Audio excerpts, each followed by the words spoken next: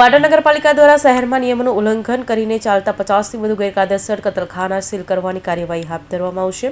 આ કાર્યવાહી આગામી 31 ડિસેમ્બર પોલીસ બંદોબસ્ત સાથે કરવામાં આવશે। પાટણ નગરપાલિકા દ્વારા શહેરમાં નિયમોનું ઉલ્લંઘન કરીને ચાલતા 50થી વધુ ગેરકાયદેસર કતલખાના સીલ કરવાની કાર્યવાહી કરવામાં આવી છે। ત્યારે શહેરના મધ્ય વિસ્તારમાં આવેલા ખાટકી, વાડો, બુટકી અને રેલવે સ્ટેશન વિસ્તારમાં ગેરકાયદેસર એકમો કાર્યરત છે।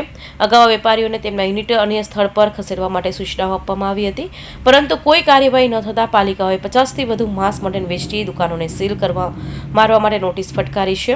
ચીફ ઓફિસર હિરલ ઠાકરે જણાવ્યું કે ગુજરાત નગરપાલિકા અધિનિયમ 1963 અન્વયે પાટણના તમામ બિનઅધિકૃત સ્લોટર યુનિટ આગામી 31 ડિસેમ્બરે બંધ કરવા માટેની પ્રક્રિયા હાથ ધરવામાં આવશે।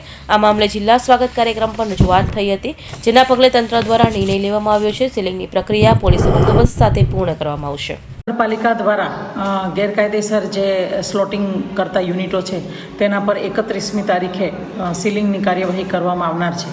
આ બાબતે જિલ્લા સ્વાગતમાં પ્રશ્ન પણ થઈ ચૂક્યો છે અને તેઓ જે નિયમો છે તેના વિરુદ્ધ સ્લોટિંગનું કામ કરી રહ્યા છે।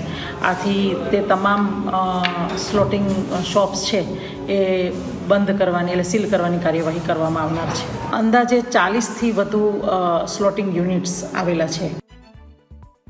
પાટણ નગરપાલિકાએ આશરે 5 માસ પૂર્વે તમામ સ્લોટર યુનિટ ધારકો અને બેઠક યોજી હતી। આ બેઠકમાં તેમને food safety and standard act 2006 અને જીપીસીબીના નોર્મ્સ મુજબ યુનિટ તૈયાર કરવા સૂચના અપાઈ હતી। જોકે સંચાલકોએ સુધારા કરવાની ખાતરી આપી હોવા છતાં અત્યાર સુધી કોઈ નક્કર કામગીરી થઈ નથી। હાલમાં કાર્યરત અનેક યુનિટ પાસે ફૂડ એન્ડ સેફ્ટી લાયસન્સ પણ ઉપલબ્ધ નથી।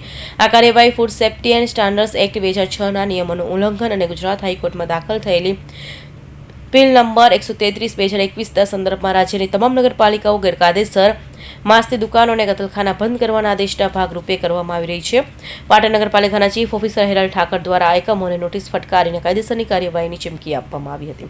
કૌશિક પટેલનો report, Hind TV news, Surat.